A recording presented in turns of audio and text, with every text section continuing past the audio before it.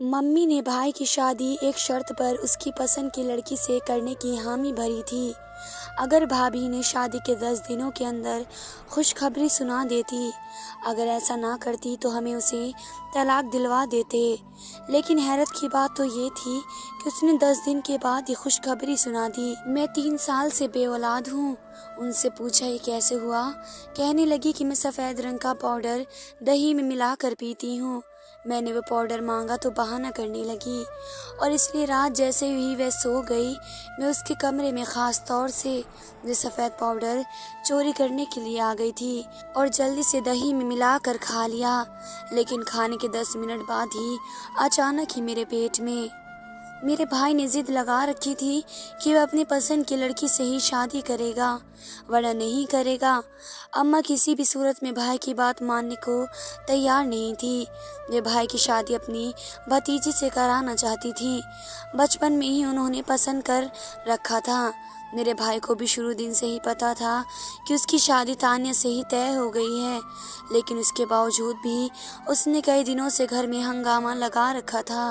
वह जिस लड़की को भी पसंद करता था, अगर उससे शादी नहीं की गई तो वह घर छोड़कर चला जाएगा। मेरा एक ही भाई था और वह अम्मा का इकलौता बेटा था, इसलिए मैं और अम्मा बहुत ही परेशान थे। इस मुसीबत से निकलने के लिए आखिर क्या किया जाए। हमने भाई को समझाने की बहुत ज़्यादा कोशिश की, लेकिन वे शुरू से ही बहुत ज़्यादा ज़िद्दी से थे। उसने हमारी कोई भी बात सुनने को तैयार नहीं थे और चाहता था कि हम उसकी बात मान लें। लेकिन अम्मा को मशवरा दिया कि अम्मा, तुम इसके सामने कोई ऐसी शर्त रख दो कि वे लड़की खुद ही सुनकर इस शादी से इनकार कर दे। यह आइडिया अम्मा को पसंद आ गया और अम्मा कहने लगी कि हाँ, ऐसा हो सकता है कि मैं ऐसी कोई नामुमकिन सी शर्त रख दूं जो लड़की पूरी ना कर पाए और हो सकता है कि वे मेरे बेटे की ज़िंदगी से निकल जाए। मैंने और अम्मा ने भाई से कह दिया कि ठीक है, हमें इस लड़की के घर ले जाओ, हम उसका रिश्ता ले जाते हैं। जब हम वहाँ पर गए तो उस लड़की को देखकर एक लम्हे के लिए मैं तो अपने भाई की पसंद की दाद देने लगी। वे लड़की वाकई में बहुत खूबसूरत थी। वे लोग बहुत खाते पीते घर के थे। हैसियत में वे लोग हमसे भी ऊंचे थे। हमने सोचा था कि लड़की की गुर्बत पर मजाक उड़ाएंगे, वे पूरा ना हो सका। थोड़ी देर बाद अम्मा ने भाई को कमरे से बाहर भेज दिया और कहा कि मुझे अपने होने वाली बहू से अकेले में कुछ बात करनी है। वे बाहर चला गया था। मैंने उस लड़की को कहा कि मैं अपने बेटे की शादी तुमसे एक ही शर्त पर कर सकती हूँ। वे लड़की कहने लगी कि मुझे आपकी हर शर्त मंजूर है, आप मुझे बताओ अम्मा क्या शर्त रखने वाली थी। ये तो मुझे भी मालूम नहीं था। मैंने सोचा कि अम्मा वैसे क्या शर्त रखेंगी। वह लड़की सुनते ही इनकार कर दे। अम्मा ने कहा कि मैं अपने बेटे की शादी तुमसे एक शर्त पर करूँगी, अगर तुम शादी के 10 दिन बाद ही मुझे औलाद दे दोगी। मैं अपनी जगह पर उछल कर रह गई कि अम्मा ऐसी नामुमकिन सी शर्त कैसे रख सकती हैं। शादी के 10 दिन बाद भला कैसे उम्मीद से हो सकती है। साथ ही मैंने अम्मा की होशियारी की दाद दी। वाकई ये लड़की तो उससे शर्त को मान ही नहीं सकती। अम्मा के सर पर भी हैरत का पहाड़ टूट पड़ा जब वे लड़की कहने लगी कि ठीक है, मैं आपकी शर्त मानने को तैयार हूँ। आप हमारे पास और कोई चारा नहीं था कि हम चुपचाप वहाँ से उठकर चले आते, इसलिए हमने रिश्ता पक्का कर दिया और शादी की तारीख भी तय कर दी। अम्मा मुझसे कहने लगी कि तुम फिक्र मत करो, मैंने इसको और तुम्हारे भाई को साफ साफ कह दिया है कि अगर उसने 10 दिन के अंदर खुशखबरी नहीं सुनाई तो ये उसे तलाक दे देगा और तुम्हारे भाई ने मुझसे वादा कर लिया है, इसलिए अब हमें कोई परेशान होने की ज़रूरत नहीं है। सिर्फ 10 दिन की तो बात है, जी लेंगे अपनी मर्जी से 10 दिन के बाद, तो इसे मेरी ही बात माननी पड़ेगी। मैं अपने ससुराल से मायके आई हुई थी क्योंकि मेरी शादी को 3 साल हो गए थे और मेरे घर में औलाद पैदा नहीं हुई थी। मेरे ससुराल वाले मुझे ताना देते थे कि इसलिए वहाँ से वापस आ गई। शादी के उन 3 सालों में मुझे इतनी बार बेऔलादी का ताना दिया गया कि अगर मेरी जगह कोई लड़की होती तो शायद वे मर ही जाती। लेकिन जब बात मेरी बर्दाश्त से बाहर हो गई तो मुझे मुझे घर पर आना ही पड़ा था और सास ने साफ साफ कह दिया था कि अगर मैं उन्हें पोता खुशखबरी नहीं दे सकती तो मैं इस घर में भी मेरी कोई जगह नहीं है। मेरे पति को तो मेरी हमायत करनी चाहिए थी, लेकिन वह अब भी मुझसे तंग आ गया था और कहने लगा कि मुझे औलाद की बहुत ज़्यादा ख्वाहिश है और तुम मुझे अभी तक औलाद नहीं दे सकती हो, तो मैं तुम्हारे साथ देने के लिए भी कुछ नहीं कर सकता हूँ। मैं पिछले 3 महीने से अपने मायके में थी और अभी तक मेरे ससुराल वालों ने कोई भी मुझसे मिलने नहीं आया था। इन हालात में मुझे अपने घर वालों के सपोर्ट की ज़रूरत थी, तो मेरे भाई ने अपनी शादी का शगुफा छोड़ दिया। मेरे भाई को बजाय मेरा घर बचाने की फ़िक्र करने के उन्हें अपना घर बचाने की फ़िक्र हो गई थी। ये बात मेरे दिल में उनके लिए गुस्से के जज्बात पैदा कर रही थी। मुझे अपनी भाभी से भी बहुत जलन महसूस हो रही थी, क्योंकि कहते हैं ना कि जब एक औरत का घर टूटता है तो वे किसी का घर भी बसते नहीं देख सकती। शायद मेरी भी वही हालत हो रही थी। मैं बहुत ज़्यादा जज्बाती होने लगी थी, इसलिए मैंने अम्मा को ऐसी नामुमकिन शर्त रखने के लिए कह दिया था कि उसका घर भी मेरी तरह उजड़ कर रह जाए। मुझे पूरी उम्मीद थी कि कुछ दिनों बाद यहाँ से तलाक लेकर चली जाएगी, क्योंकि ऐसा तो मुमकिन नहीं था कि शादी के 10 दिन के अंदर ही वे प्रेग्नेंट हो जाए। शादी करके इस लड़की को रुखसत कराकर यहाँ पर लेकर आ गए और अब मेरे भाई की बीवी बन चुकी थी और मेरे भाई ने मुझे कहा कि तुम अपनी भाभी का ज़्यादा से ज़्यादा ख्याल रखना। उसमें तो उसे आते ही मेरे भाई को अपनी मुट्ठी में ले लिया था और ये बात मुझे और माँ को हरगिज़ भी कबूल नहीं हो रही थी। उसकी शादी के रात ही मैंने अपने कमरे में जाकर रो रही थी, तभी अम्मा मेरे पास आई और कहने लगी, फिक्र मत कर बेटी, सिर्फ 10 दिन की तो बात है, ये 10 दिन अपने भाई को जीने दे, उसके बाद तो वह मेरी पसंद की लड़की से ही शादी करेगा। मैंने भी अपने दिल को समझा लिया। मुझे लगता था कि मेरी भाभी अब हर वक्त परेशान रहेंगी और अम्मा को इससे शर्त में तब्दीली करने के लिए भी कहेंगी, इसलिए वे दोनों तो ऐसे खुश थे जैसे उन दोनों के करीब इस शर्त की कोई कीमत ना हो। वे दोनों बाहर से खाना खाकर जब रात को घर पर आए तो अम्मा कहने लगी कि तुम दोनों को याद ही नहीं है कि मैंने किस किस्म की शर्त रखी है। तुम दोनों की शादी कराई है, सिर्फ 5 दिन ही बाकी बचे हैं। अगर 5 दिनों में तुम मुझे खुशखबरी नहीं सुनाओगी तो फिर तुम दोनों अलग हो जाओगे। उन दोनों के किसी के चेहरे पर भी परेशानी जाहिर नहीं हुई, बल्कि मेरा भाई हंसकर कहने लगा, माँ तुम फिक्र मत करो, ठीक 5 दिन के बाद तुम्हें खुशखबरी मिलकर रहेगी। वे दोनों हंसते हुए बातें करते हुए सीधा अपने कमरे में चले गए और मैं देख देख कर जलती रही। अगले 5 दिन में मैंने दुआएं करते करते गुजारी कि भाभी सच में प्रेग्नेंट ना हो जाए। मुझे वैसे इतनी उम्मीद नहीं थी, लेकिन फिर भी मैं यही चाहती थी कि वे शर्त पूरी ना हो। और दिन गुजरते रहे और वह दिन भी आ गया जब शादी को पूरे 10 दिन हो गए थे। उस दिन सुबह ही सुबह वे दोनों मियाँ बीवी कहीं चले गए थे। दोपहर हो गई और दोपहर से शाम, लेकिन उन लोगों का कुछ पता नहीं चल रहा था। अम्मा रोते हुए कहने लगी कि वे लोग हमें छोड़कर चले गए हैं। हाय मैं तो बर्बाद होकर रह गई हूँ। इस लड़की और मेरे बेटे ने तो मुझे धोखा दे दिया। मुझे भी यही लग रहा था, क्योंकि वे शर्त पूरी नहीं कर सके थे और वह तो घर छोड़कर चले गए थे। लेकिन शाम के 7 बजे दोनों की वापसी हो गई और माँ गुस्से से उनसे पूछने लगी कि तुम लोग कहाँ पर गए थे सारा दिन। तो भाई कहने लगा कि हम तो आपकी शर्त पूरी करने के सिलसिले में ही गए थे। हम डॉक्टर के पास से चेकअप कराने के लिए गए थे। ये देखिए रिपोर्ट डॉक्टर ने दी है और इसमें क्या लिखा है वे आसानी से पढ़ सकती हैं कि मेरी बीवी माँ बनने वाली है और आप दादी। ऐसा लगता है जैसे कदमों तले से ज़मीन ही निकल गई हो। मैंने रिपोर्ट छीन कर पढ़ी तो हाँ वहाँ पर यही लिखा हुआ था, लेकिन मैं किस तौर पर भी उन दोनों की बातों पर यकीन करने वाली नहीं थी। मैंने कहा माँ ये लोग झूठ बोल रहे हैं, उन्होंने पैसे देकर ये नकली रिपोर्ट बनवाई है। अगले दिन माँ कहने लगी कि मैं तुम दोनों को अपनी मर्जी से डॉक्टर के पास ले जाकर चेकअप करवाऊंगी। मैं और अम्मा दोनों का चेकअप कराने के लिए डॉक्टर के पास चले गए। इस रिपोर्ट ने मेरे सर पर कयामत ला कर दी थी। वाकई ये बात सही है, ये तो जैसे ही चमत्कार हो गया था। मैं 3 साल से औलाद के लिए कोशिश कर रही थी। मैंने कोई दरगाह या कोई डॉक्टर नहीं छोड़ा और ना ही कोई कसर छोड़ी थी, और फिर भी मैं अभी तक बे औलाद थी। भाभी ने तो आते ही 10 दिन में प्रेग्नेंट प्रेग्नेंट हो गई, आखिर कैसे? मैंने भाभी को जाकर बड़े ही प्यार से पूछा और उसे मुबारकबाद देते हुए कहा कि मुझे बताओ कि इतनी जल्दी ये कैसे हो गया। तो भाभी कहने लगी कि मैं रोज़ाना सफ़ेद लौंग का पाउडर पीसकर दही में मिलाकर पीती हूँ। ये बहुत काम का नुस्खा है। इस नुस्खे का इस्तेमाल करके बेऔलाद होने वाली औरतें भी पेट से हो जाती हैं। मैंने उसकी मन्नत करते हुए कहा कि देखो, तुम्हारे सामने ही है कि मैं अपना घर बार छोड़कर यहाँ पर पड़ी हुई हूँ। मैं भी औलाद चाहती हूँ, तो तुम मुझे भी थोड़ा सा वे पाउडर दे दो ताकि मैं भी दही में मिलाकर रोज़ खा लूँ। भाभी घबरा गई और कहने लगी कि माफ़ करना, मैं तुम्हें वे नहीं दे सकती हूँ क्योंकि ये हमारा ख़ानदानी नुस्खा है और सिर्फ हमारे ख़ानदान की औरतें ही इस्तेमाल कर सकती हैं।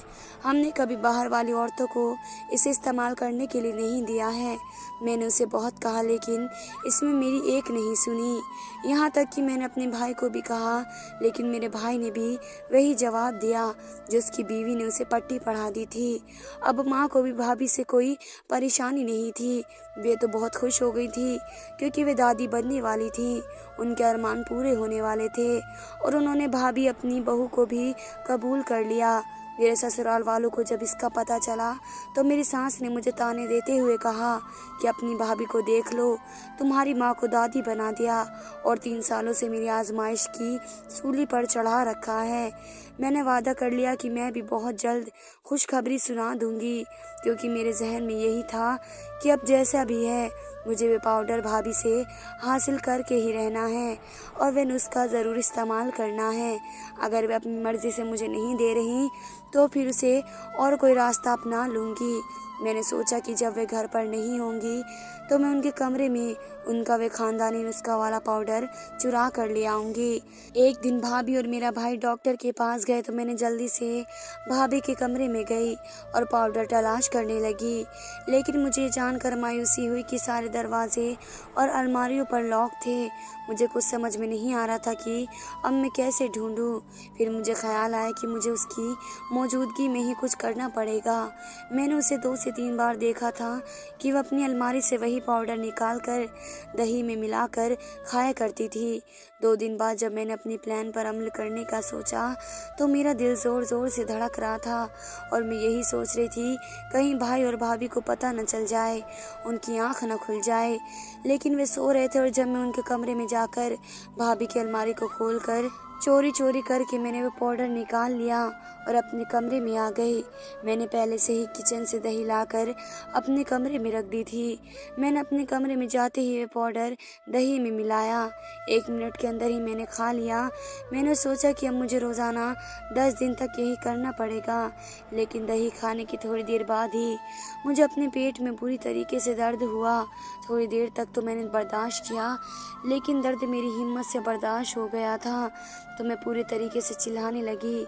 वे तीनों कमरे में आ गए और मेरी हालत देखकर घबराते हुए मुझे इमरजेंसी में हॉस्पिटल लेकर चले गए। डॉक्टर ने कहा कि उल्टा सीधा खा लिया है, इसलिए हालत ऐसी हो गई। हालांकि मैं ही जानती थी कि मैंने वही पाउडर और दही के अलावा कुछ नहीं खाया।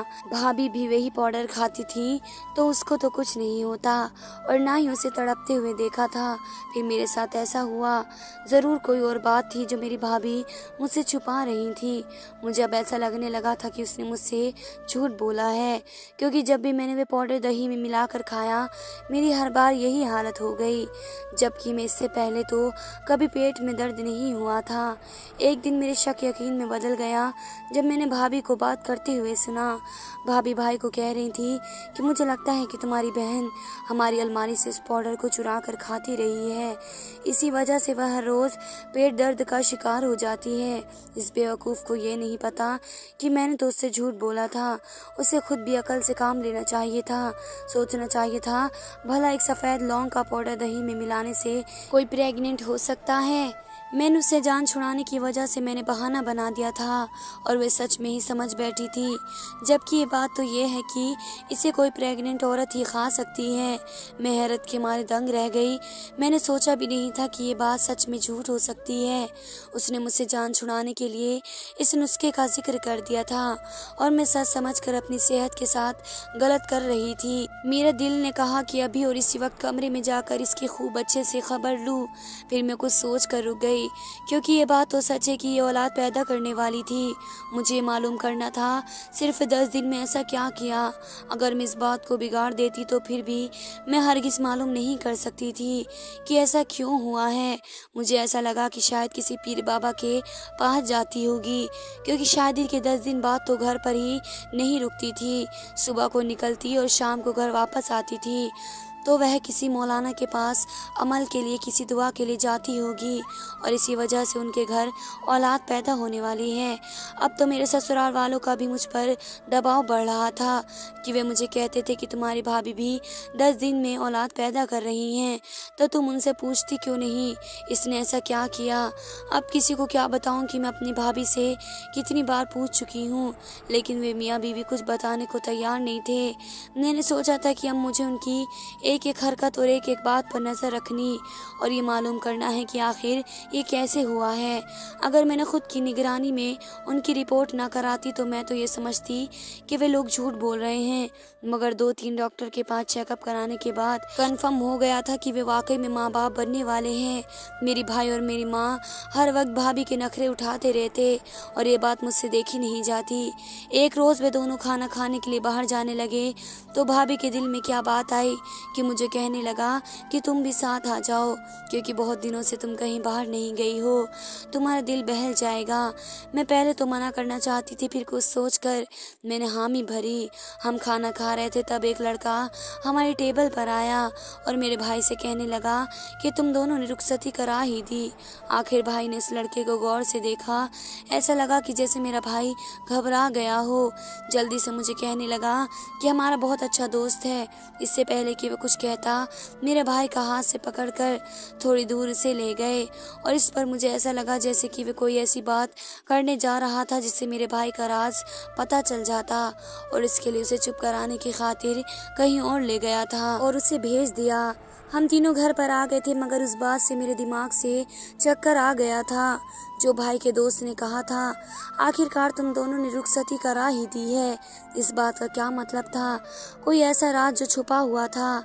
अगले दिन भाभी की तबीयत कुछ खराब हुई तो भाई उन्हें जल्दी से अस्पताल लेकर जाने लगे कि जल्दी जल्दी में उन्हें अलमारी लॉक करने का टाइम नहीं मिला।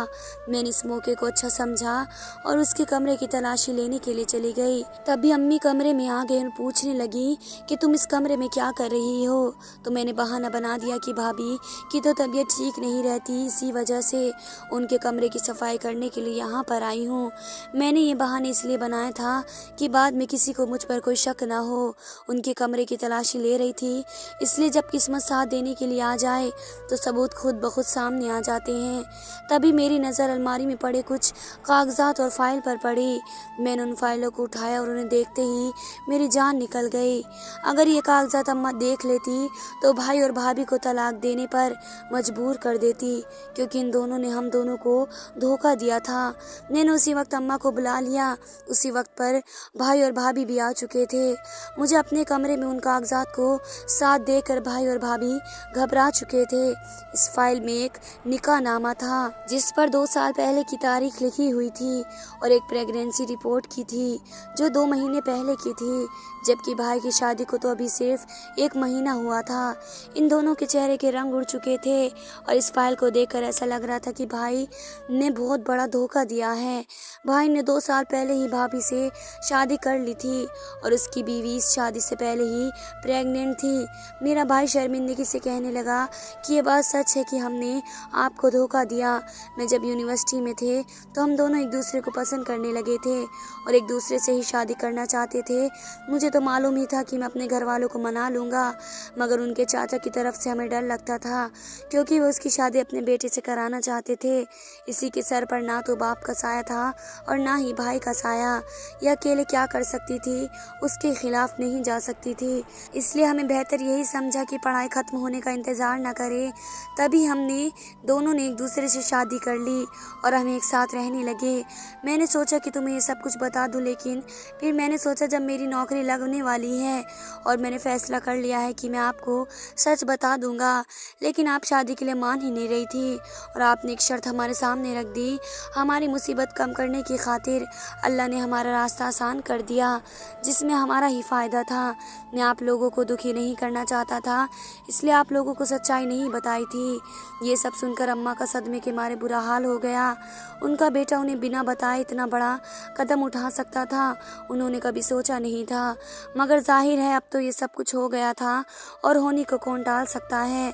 अम्मा तो 3 दिन तक नाराज़ होने के बाद इन दोनों को माफ़ कर दिया। फिर उस दिन मेरा पति भी मुझे मिलने के लिए आ गया और मेरे आगे हाथ जोड़कर कहने लगा कि मुझे माफ़ कर दो, कमी तुम में नहीं है, कमी मुझ में है। मैंने तुम्हें इस बहाने से यहाँ भेजा था ताकि अम्मा की नफ़रत का सामना ना कर सको। मैंने भी अपने पति को माफ़ कर दिया और अपने साथ अपने ससुराल चली गई। मुझे उम्मीद थी कि बहुत ही जल्दी मेरी दुआ भी सुन जाएगी। धन्यवाद दोस्तों।